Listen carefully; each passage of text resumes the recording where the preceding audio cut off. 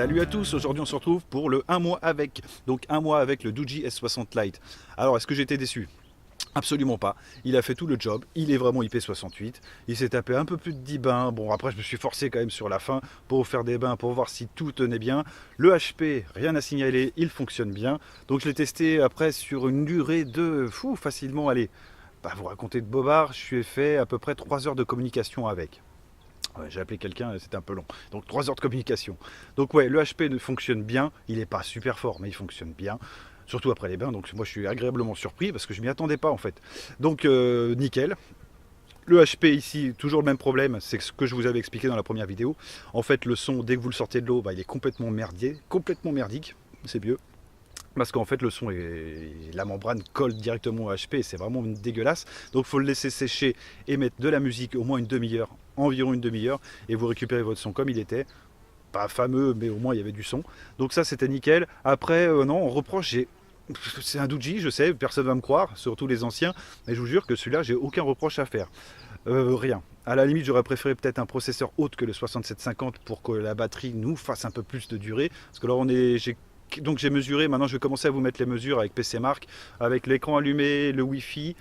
J'ai fait quand même 9 heures d'autonomie, il me semble. Je vous mettrai quand même le screenshot si je l'ai, mais normalement il est dans le stock, donc je vous mettrai le screenshot.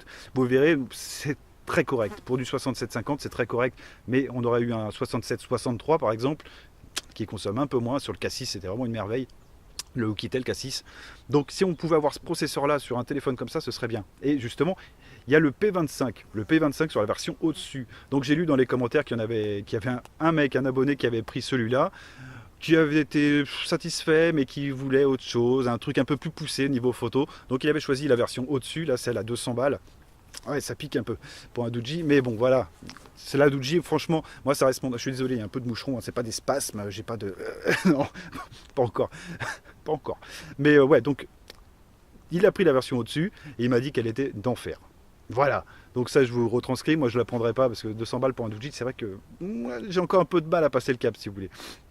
Mais non, là, celui-là pour 150 balles, vraiment rien à dire. Donc on a quand même une autre version qui est sortie en S55, le Doogee S55, donc un rugged phone aussi, qui est un peu moins bling bling niveau coloris, hein. Pas d'or, pas de silver, pas tout ça, mais qui a quand même des avantages aussi. On a un double capteur, donc il sûrement offrira une version blur. Donc celui-là, je ne vais pas l'avoir parce qu'il ne m'intéresse pas.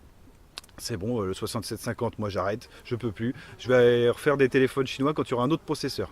Parce que là, 6750, ça marche bien, c'est rigolo, mais là, ça fait déjà une dizaine, je peux plus. Je connais par cœur, je veux plus, je veux plus du tout. Donc à la limite, ouais, ce serait bien que Doogee continue sur sa lancée, parce qu'il y a des mises à jour quand même pour régler 2-3 problèmes au niveau de la photo. Au niveau de la photo, d'ailleurs, j'ai trouvé ça plutôt correct. Donc je vous remettrai quelques photos à la fin. J'ai trouvé ça plutôt correct, même si ça flash, ça flash. Les photos en automatique, elles flashent d'enfer. Après, le mode manuel est là aussi. Le mode manuel de Doogee, je l'apprécie bien parce qu'il est assez facile à faire et on peut quand même tirer des clichés qui sont pas trop mal. Bon, ça reste du JPEG. Ouais, c'est un peu le problème, ça reste du JPEG, mais on a quand même quelque chose de propre. Vraiment, vraiment chouette. Donc, non, il s'est tapé une petite gamelle. Ouais, il s'est tapé une petite gamelle. Oh, il est tombé comme ça sur le plat. Donc, pas de traces, rien, mais c'était pas très haut. Je devais être à 1 mètre du sol et sur du parquet. Donc, ça compte pas. Contrairement à son grand frère, le Titan 2, qui était tombé sur du béton et lui qui avait un petit peu morflé. Mais franchement, c'était rien. Même le béton avait plus morflé que lui. Donc, nickel. Après, l'écran, je pense qu'il pourrait vite péter. Parce que ça reste quand même du verre, même si c'est de Corning Gorilla Glass, voilà, ça reste quand même du verre. Donc, ouais. Après, si, le petit reproche aussi, je pensais que le plastique pourrait se faire au niveau de la recharge, mais en fait, non, le plastique reste dur, très dur, donc c'est bien, ça empêchera l'eau de rentrer, c'est sûr. Mais le truc pour le recharger, c'est que ça prend la tête. Vous êtes obligé d'y aller au couteau, ouvrir au couteau pour pouvoir mettre votre fil. C'est super chiant. Donc du coup, très bien qu'il soit recharge sans fil.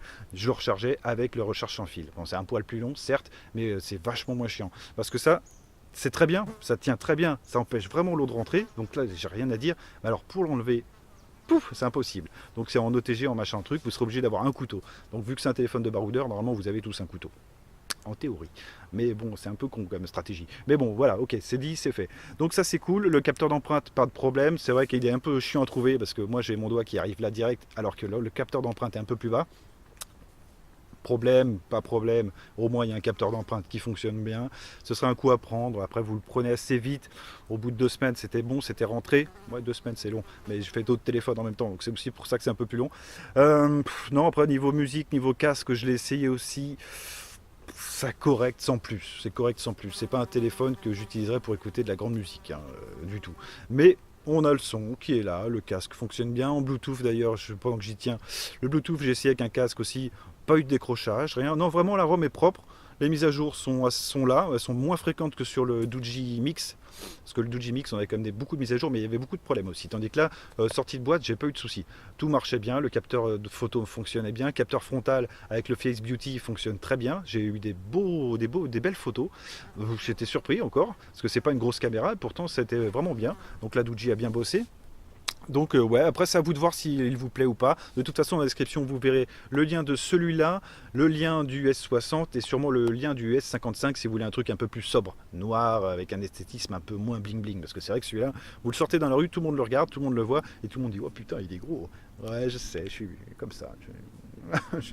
Enfin bref, voilà, c'était une petite blague de merde. Oui, je sais, mais c'est le matin encore. Et puis on profite, on est dans la forêt, on est tout seul. Il y a quelques bestioles qui passent derrière. Ah, c'est con, j'ai pas de fusil. Bon, allez, trêve de plaisanterie. Donc ça, c'était le Doogee S60 Lite. Un mois avec. Rien à reprocher, rien à reprocher. Non, à la limite, je pourrais aussi vous dire que dévisser la carte, c'est un peu relou. Donc une fois que vous l'avez mis, faudra pas trop y aller. C'est pas que c'est chiant à enlever, ça reste deux vis, hein, c'est très con. Mais avec le tournevis fourni, c'est très bien. Mais si vous n'avez pas le tournevis fourni, ça va être un tournevis. Il faudra une taille adaptée pour pareiller le carénage. Donc si vous voulez garder le truc propre, c'est vrai que c'est un peu chiant. Non, les pièces détachées sont pas chères du tout. Donc ça, c'est vraiment un point fort du téléphone. Vous avez un écran pour 25 balles, quoi. Bon, après, il faudra le monter vous-même. Voilà, c'est encore autre chose. Mais bon, pour 25 balles, on a quand même un écran LCD Full HD. Ah, c'est pas mal. Non, rien à dire de spécifique là-dessus, hein. Oh, si, peut-être à la limite, c'est ce que je reprochais, mais je vous l'ai dit dans la première vidéo, c'est le bouton photo. J'aurais préféré que le bouton photo n'allume pas l'écran. Bon, je sais que c'est un peu con, mais quand vous prenez une photo sous l'eau, ouais, parce que j'en ai repris quelques-unes, en fait, le tactile va appuyer et sûrement couper l'application. Donc il va revenir au home, et c'est un peu casse-couille. Donc si vous prenez une photo dans l'eau, il va falloir y penser et le mettre vraiment dans l'eau tout de suite. Un coup sec, et normalement ça passera. Et après vous pourrez prendre des photos avec votre bouton. Mais vous êtes obligé de lancer l'application hors de l'eau, parce que le tactile ne fonctionnera pas sous l'eau, et après le mettre vite pour pouvoir prendre les photos.